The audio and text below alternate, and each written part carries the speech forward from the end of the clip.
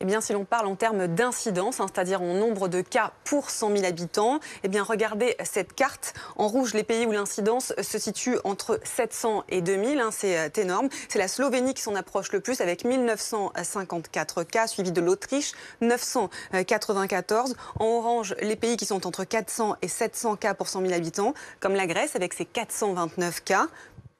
En bleu, vous le voyez, ce sont les pays entre 100 et 400 cas, avec la France qui se situe à 120. Et en vert, les pays qui sont sous la barre des 100 cas pour 100 000 habitants, les meilleurs élèves, avec notamment la Suède, l'Espagne et l'Italie. Je vous le rappelle, en France, le seuil d'alerte est de 50. Est-ce que l'incidence est le seul baromètre d'inquiétude des gouvernements face au Covid? Bien non, c'est un bon indicateur, mais ce n'est pas le seul. D'ailleurs, le Centre européen de prévention et de contrôle des maladies classifie les pays en fonction de plusieurs indicateurs épidémiologiques.